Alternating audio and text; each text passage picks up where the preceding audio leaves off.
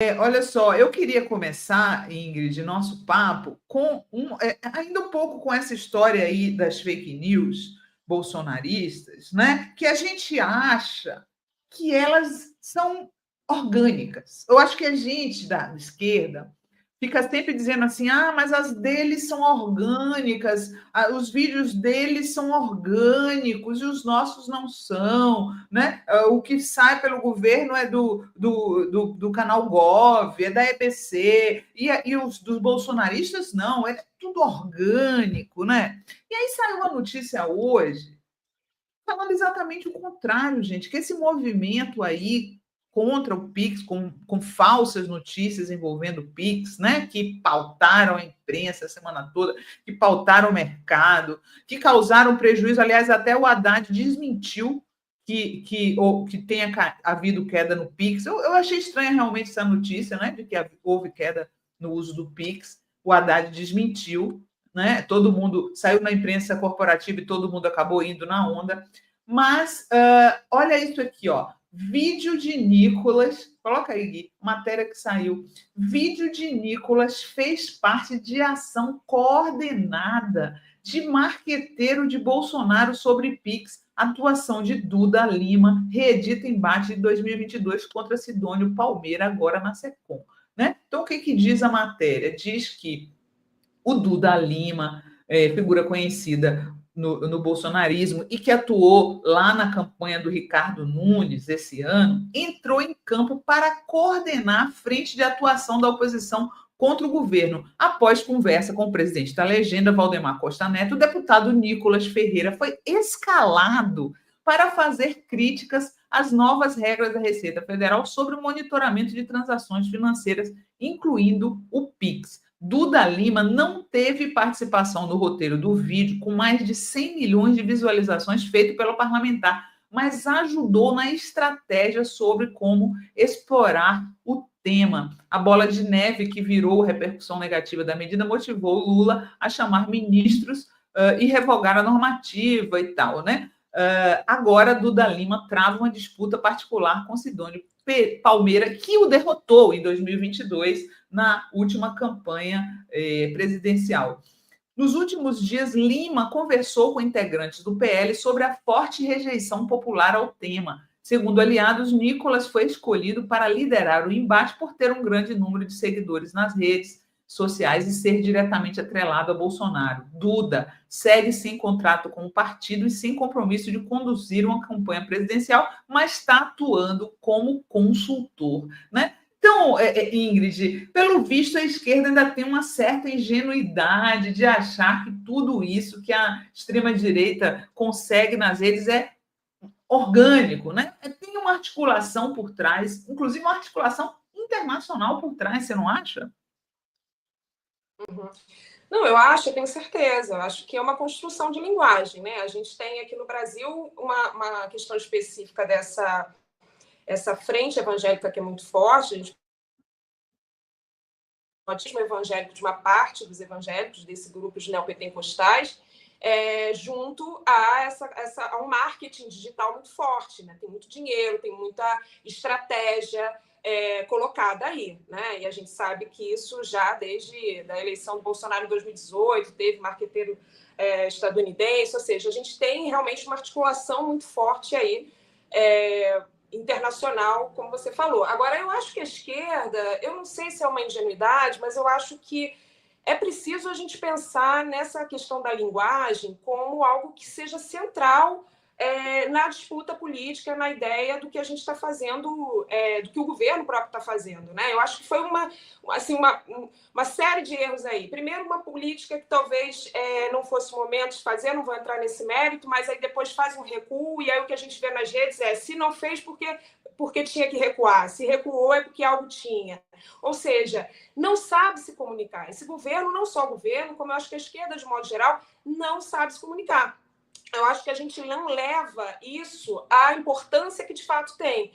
O Lacan dizia que o inconsciente é estruturado como linguagem, né? E tem um Zizek, que é um psicanalista também de esquerda e tal, e ele fala que o inconsciente é para nós, assim como o cavalo de Troia foi para os troianos, ou seja, se recebe como um presente, depois pode se tornar um grande problema, no sentido de que ela coloniza, no sentido de que ela normatiza, no sentido de que ela diz como que uma sociedade vai se construir a partir da linguagem, a partir do que se diz, a partir dessa comunicação. E eu acho que a gente não leva isso, a gente não consegue entender como fazer de tal forma, como a extrema-direita tem feito, para se comunicar com as pessoas de uma maneira mais assertiva, de uma maneira que essa comunicação chegue até lá. Eu acho que o Bolsonaro, ele fazia essa coisa quando ele ia para o antigo Twitter, ficava lá tweetando, né, como se fosse assim... Ele se colocava, inclusive, como um presidente antissistema, e sei lá o que isso significa para um presidente que é justamente tão aliado, né, com os interesses econômicos, sobretudo americanos. Ou seja, mas ele colocava isso. Isso era o suficiente para que essas pessoas que se sintonizam com determinadas falas deles, elas simplesmente sejam mais suscetíveis, inclusive às fake news. Essa fake news do Pix, ela está muito relacionada ao que a gente chama, até na comunicação, de viés de confirmação. Né? Você vai mais ou menos para o lado daquilo que você já tem a partir das suas crenças, daquilo que você de fato defende, ou de que você fantasia, né? Enfim. Então, se aquele meu líder está dizendo isso, eu vou na linha dele. Não me interessa procurar notícia, não me interessa saber se é verdade ou se é mentira. Para mim é simplesmente uma verdade, porque está no meu grupo de WhatsApp, porque foi falado por alguém que é uma referência de tal forma para mim, que isso já é o suficiente. Mas cadê que a esquerda tem uma estratégia? Claro, vocês aqui, eu estou com 2 grandes jornalistas e 2 pessoas que pensam, né, a comunicação de uma maneira estratégica.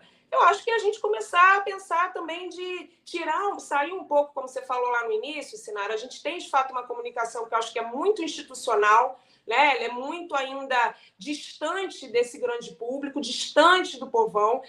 Como fazer para chegar até essas pessoas? Eu acho que, por exemplo, a fala do Haddad, agora mais recente que vocês mostraram, né, que ele vai mais incisivo ali em cima do Nicolas, eu acho que é isso aí. Eu acho que esse tipo de fala está perfeito. Eu acho que tem que ter uma grande cruzada mesmo contra as fake news, porque as fake news elas têm um impacto direto econômico, político, né, no próprio processo, nas estruturas democráticas. Então, assim, não é pouca coisa.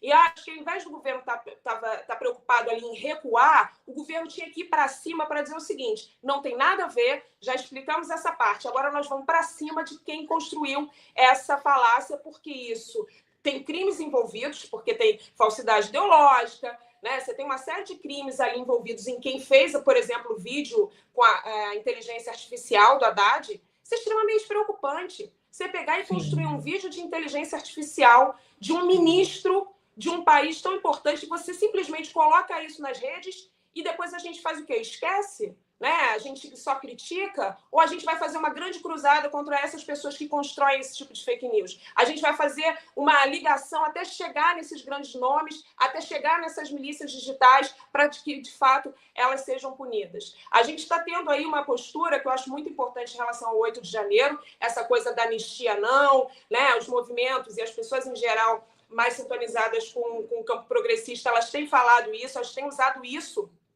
como, enfim, elas colocam a hashtag na internet, ou seja, elas têm colocado isso como uma bandeira, e eu acho que tem que ter uma bandeira também para os crimes digitais. Né? A gente tem que retomar essa discussão das fake news como algo central, porque isso é exatamente central para definir o que vai acontecer nas eleições daqui a 2 anos. Se a gente não entender que a nossa crise não é uma crise só política, mas é uma crise de linguagem, portanto, uma crise de comunicação, acho que fica muito difícil esse disputar lá daqui a 2 anos é uma chance, enfim, de perder de fato as eleições. A gente tem que tomar isso como algo muito sério, muito central. Não adianta que o Lula faça grandes políticas, a gente sabe as dificuldades que tem no Congresso. Juliano estava falando aqui dessa questão da isenção, né? E tudo isso é ótimo, é muito bom. Mas como é que a gente faz isso? Não consegue avançar no Congresso? né? O Lula não vai usa as comunicações para dizer que isso não consegue passar no Congresso, ou seja, não consegue se aprovar grandes políticas porque não consegue, porque não tem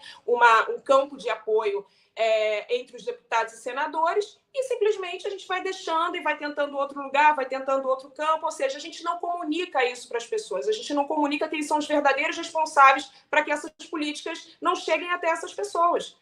E é isso que a gente precisa tratar aqui. Não adianta fazer grandes políticas, primeiro porque a gente não está nem conseguindo passar elas, mas mesmo que passe, né, a gente não consegue nem sequer fazer com que as pessoas entendam que essas políticas foram criadas por um governo que tem uma determinada forma de pensar, uma determinada ideologia, enfim, um determinado público-alvo ali que ele protege, né, que são os mais pobres, que, enfim, são as pessoas mais atingidas pela desigualdade.